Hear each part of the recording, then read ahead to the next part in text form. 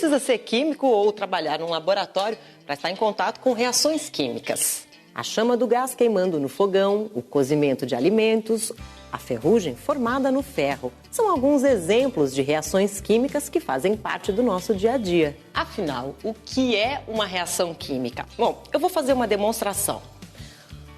Uma reação química acontece quando uma substância chamada reagente entra em contato com outra substância também reagente, formando novas substâncias, o produto.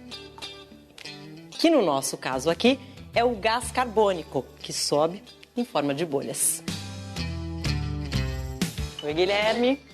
Tudo Oi, bem? Carla, tudo bem? Tudo jóia. Olha só, hoje eu também vim para o laboratório para aprender um pouco mais sobre as reações químicas. Que ótimo. E qual foi a última reação que você fez? Olha, a última que eu fiz foi mergulhar um comprimido efervescente em um copo de água. Olha que interessante, uma bela reação, não é? E para começar essa conversa, eu achava interessante a gente estudar um pouquinho o conceito de óxido-redução primeiro. E para ilustrar esse conceito, vamos fazer uma reação de óxido-redução com alguma coisa que a gente tem na cozinha da gente também, que é a palha de aço. E o que nós vamos fazer é acelerar essa reação com um pouquinho de calor na forma de fogo, promovendo uma combustão. Vamos lá. Olha só que interessante. A reação acontece rápida. Também vemos aqui liberação de calor, de luz, o que são evidências de reações químicas. E o aspecto da palha de aço modifica bastante, não é? Olha só. Indicando também a formação de uma nova substância. E vamos comparar esses dois materiais.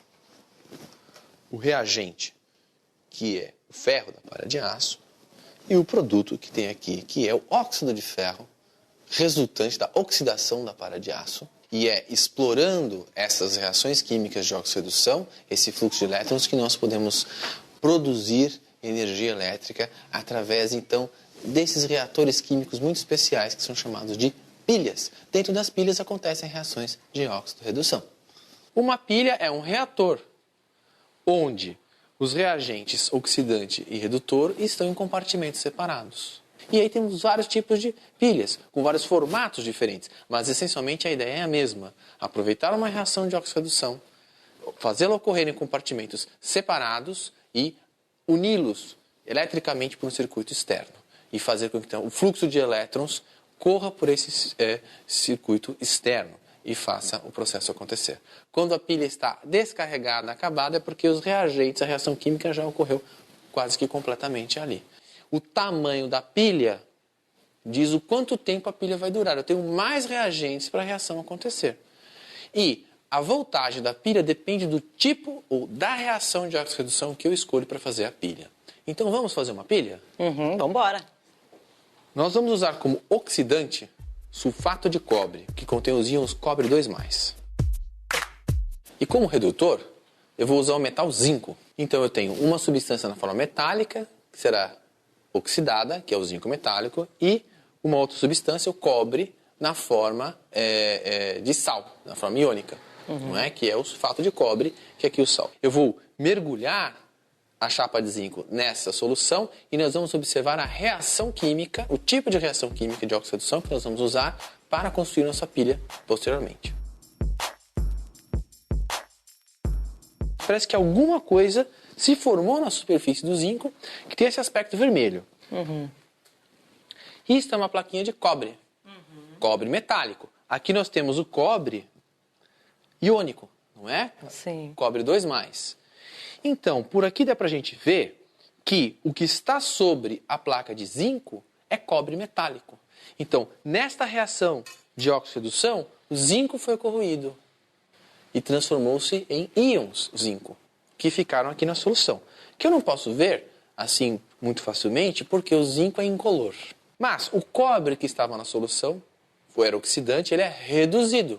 E ele se deposita sobre a superfície do metal. Então aconteceu uma reação direta entre os íons da solução e a superfície do metal e formou-se o cobre reduzido na superfície do metal. O cobre metálico não é exatamente igual à barra, porque ele é formado aqui na forma de um pó muito fino, mas dá pra gente ver que é cobre metálico. Então a reação química é zinco, cujo símbolo é Zn, não é? Sólido na plaquinha, porque estou com uma substância simples, né?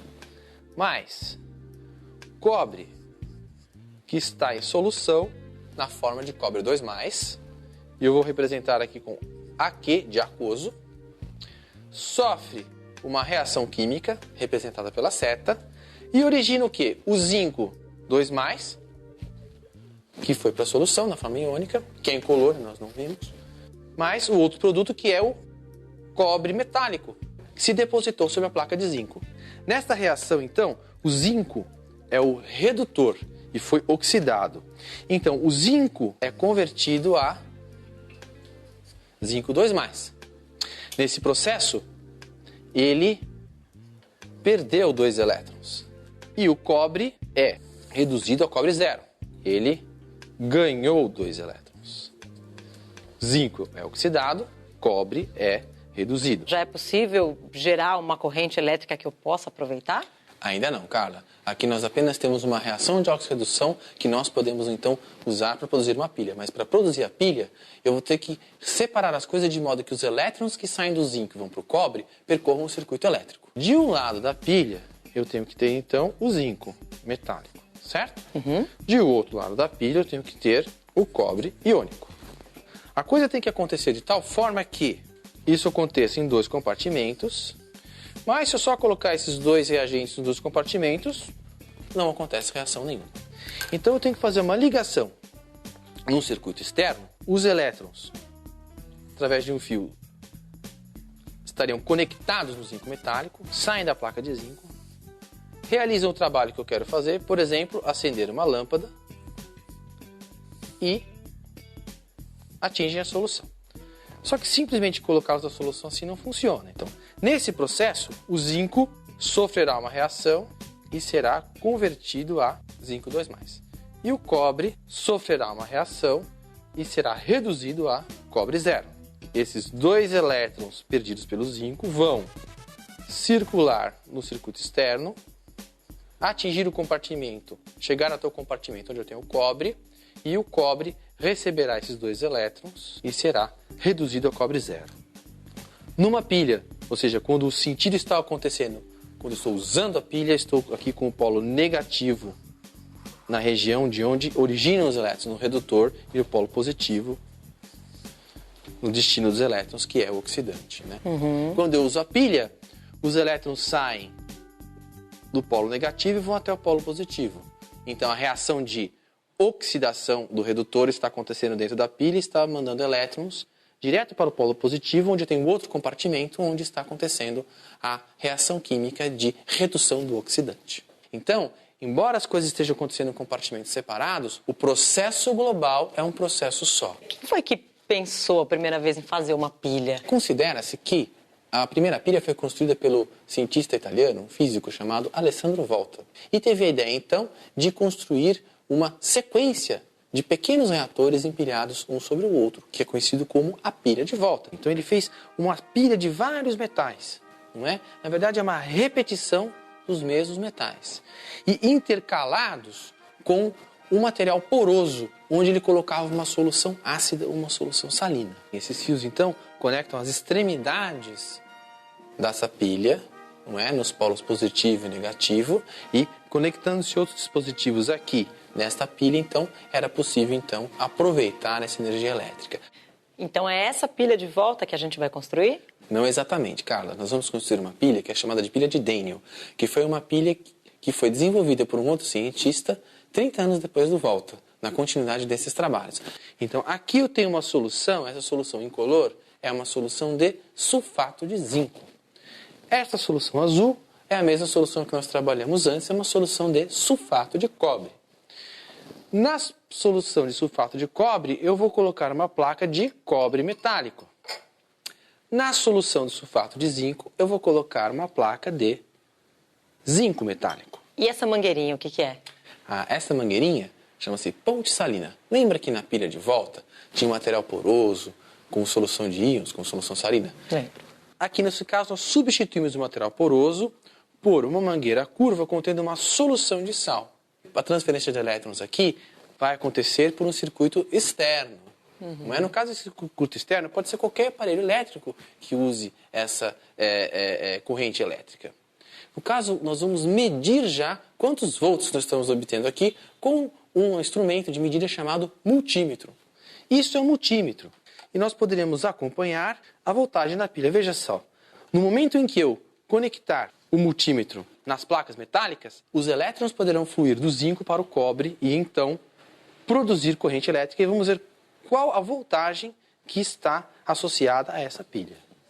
Eu esperava obter com essa pilha cerca de 1 volt. A voltagem que se obtém numa pilha depende da reação de óxido-redução que eu estou realizando aqui. Portanto, é uma coisa que está associada com a natureza da reação.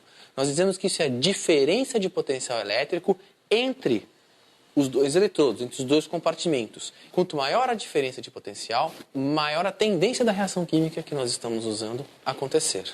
Então, agora, fazendo uma representação esquemática dessa pilha,